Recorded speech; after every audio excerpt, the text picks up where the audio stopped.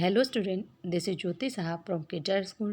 Today we will discuss class 8 maths chapter 13 direct and inverse proportions.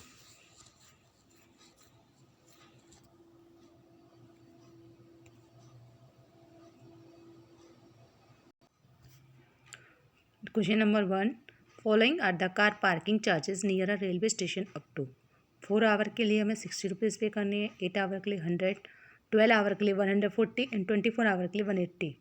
तो check if the parking charges are direct proportional to the parking time.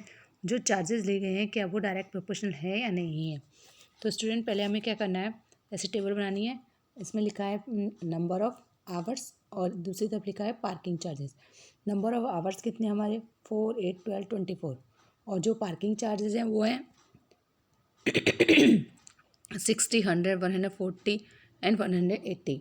Okay student, अब हमें क्या करना है, अब हमें इनका रेशियो फाइंड करना है. जैसे 60 और 4, तो 60 और 4 है तो क्या आएगा 15 हो जाएगा. 100/8 का क्या है 25/2 आया.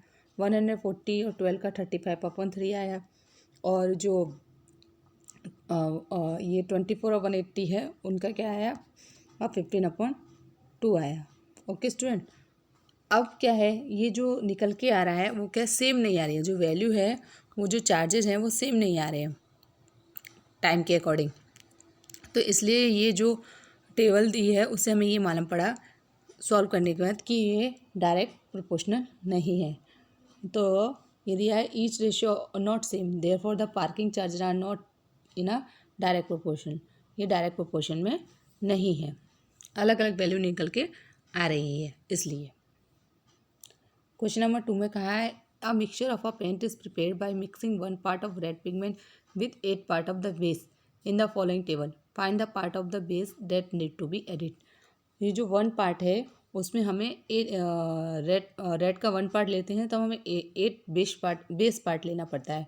तो जब हम 4 पार्ट लेंगे तो बेस का कितना पार्ट लेना पड़ेगा. तो इस तरह से हमें टेबल भरनी है. 7 लेंगे तो कितना, 12 लेंगे तो कितना होगा, 20 लेंगे तो कितना होगा. तो उन्होंने क्या कहा है the given mixture a pen. तो देखो 1 पार्ट के लिए हमें क्या लेना है 8. तो 4 पार्ट के लिए जब हमारा ये बढ़ रहा है 1 के लिए 8, जब हम 4 रेड पिगमेंट लेंगे तो ये भी बढ़ेगा. यानी ये कैसा प्रोपोर्शनल है, डायरेक्ट प्रोपोर्शनल है. तो यहाँ इन्होंने वैल्यू रखी x1. अब क्या किया, x1 वैल्यू रखने का इसको सॉल्व किया तो x1 इज इक्वल टू क्या हो जाएगा, क्रॉस मल्टीप्लाई इसका इससे हो जाएगा तो 4 मल्टीप्लाई बाई 8. तो हमारा आंसर क्या है 32. यानी हमारा जो बेस है वो 32 हुआ. इसी तरह से दूसरे के लिए उन्होंने क्या रखा x2 और क्या रखा 7. x2/7 is equal to 8/1. तो हमारी वैल्यू निकल के क्या है 7 8 जा 56. ओके स्टूडेंट, जब डायरेक्ट प्रोपोर्शनल होता है तो क्या होता है x/y इक्वल के होता है. तो हम x/y में वैल्यू रखकर इसको फाइंड कर सकते हैं. अब क्वेश्चन नंबर 3 की बात करते हैं. In the question 2 above if a part of pigment 75 ml to the base how much red pigment should be mix with 1800 ml of base. ये कह रहा है 1 पार्ट अगर रेड पिगमेंट 75 ml में लगेगा तो 1800 ml में कितना लगेगा. तो क्या करेंगे, 1 के लिए 1 पार्ट के लिए हमें पता नहीं है. x कह रहा है 1 part of red pigment required 75 ml. Okay student, और कह रहा है कि how much red pigment should be mix 8000.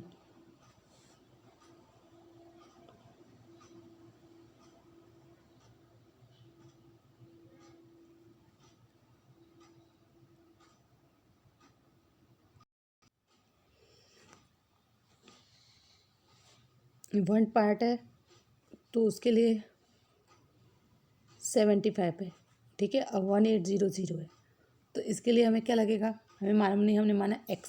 तो ये कैसे प्रोपोर्शनल है, ये डायरेक्ट प्रोपोर्शनल है क्योंकि अगर ये 75 है तो यहाँ 1 पार्ट लग रहा है और ये 1800 है तो यहाँ क्या होगा ज़्यादा लगेगा. तब इसका हम क्रॉस मल्टीप्लाई करेंगे तो हमें वैल्यू फाइंड हो जाएगी. तो x इक्वल क्या हो जाएगा एक्स इक्वल हो जाएगा 1 × 1800 डिवाइड बाई 75। तो हमें 24 पार्ट ऑफ रेड पिगमेंट चाहिएंगे 1800 ml ऑफ बेस के लिए। ओके स्टूडेंट, इसी तरह से है आपका क्वेश्चन नंबर 4 जो आपको अपने आप करना है। यहाँ पे दिया हुआ है नंबर ऑफ बोतल और टाइम टेकन। यहाँ पे 6 आवर के लिए नंबर ऑफ बोतल जो है 840 है, तो 5 के लिए क्या होंगी, 5 के लिए क्या होगी, ये बोतलें घट रही हैं तो ये जो टाइम घट रहा है तो नंबर ऑफ बोतल भी घट जाएंगी। जब कोई भी चीज़ घटती है उसके साथ दूसरी चीज़ भी घटती है, या कोई भी चीज़ बढ़ती है उसके साथ दूसरी चीज़ बढ़ती है, तो वो डायरेक्ट प्रोपोर्शनल कहलाते हैं। ओके स्टूडेंट, अब हम बात करते हैं क्वेश्चन नंबर 5 की। क्वेश्चन नंबर 5 में कहा है a photographer bacteria enlarge 50,000 times attain a length of 5 centimetre shown in the diagram.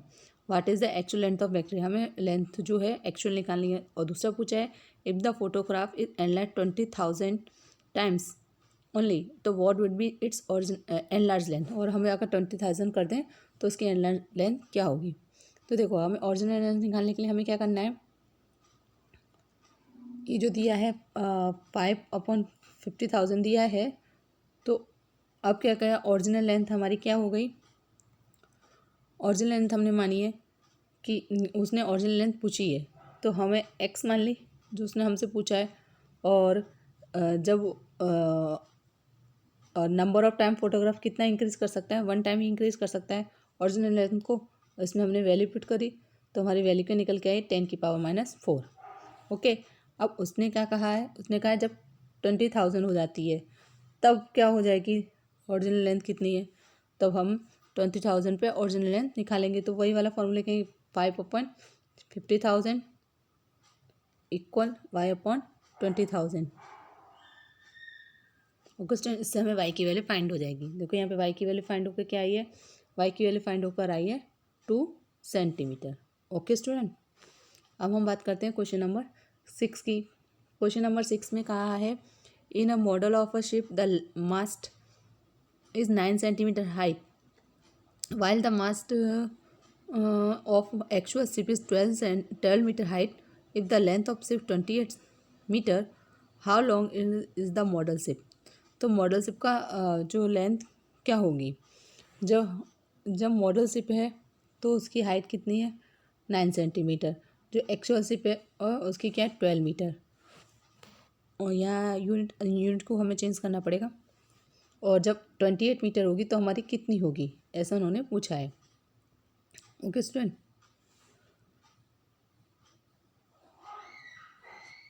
तो जो यहाँ पे हमने वैल्यू रखी तो 12/9 और 28/x, तो जो निकल के आएगी वो हमारी क्या निकल के 21 सेंटीमीटर में निकल के आएगी। क्योंकि जब हमारी हाइट जो है 12 मीटर है एक्चुअल हाइट, तो जो हमारी जो 9 सेंटीमीटर हाइट है वो मॉडल हाइट है वो सेंटीमीटर में दे रखी है। ओके स्टूडेंट, तो जो निकल के आएगी जो जब हमारी 28 मीटर की जो एक्चुअल शिप है तब 21 सेंटीमीटर की और जो मॉडल शिप की हाइट निकल के आएगी। ओके स्टूडेंट, अब हम बात करते हैं क्वेश्चन नंबर 7 की। Suppose 2 kg of sugar contain 9 × 10⁶ crystal, how many sugar और crystal are there 5 kg of sugar और 1.2 kg ऑफ शुगर। इसी तरह टेबल में रख के हमको ये सॉल्व करना है क्वेश्चन। जब 2 kg है तब हमारा क्या है 9 × 10⁶ क्रिस्टल है, तो 5 kg होगा तो हमारे क्रिस्टल कितने होंगे, तो टेबल में रख के सॉल्व हो जाएगा। इसी तरह नेक्स्ट है कि जब हमारे पास 2 kg है और क्रिस्टल का 9 × 10⁶ है और 1.2 kg हो जाए तो क्रिस्टल कितने होंगे, तो इसी तरह टेबल में रख के सॉल्व हो जाएगा। ओके स्टूडेंट, अब हम बात करते हैं क्वेश्चन नंबर 8 की। क्वेश्चन नंबर 8 में कहा है Rashmi has a road map with a scale 1 centimetre represent 18 kilometre. 1 centimetre को 18 किलोमीटर रिप्रेजेंट कर रही है। तो वो जो she drives on a road for 72 kilometre, what would be her distance covered in a map.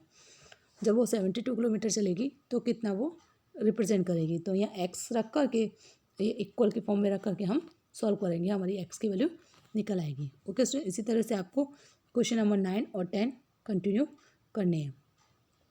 Okay student, table बनानी है, उसी के अकॉर्डिंग आपको समझ के करने हैं। यहाँ पे जो मेरी एक्सरसाइज 13.1 फिनिश होती है। Okay, thank you, bye.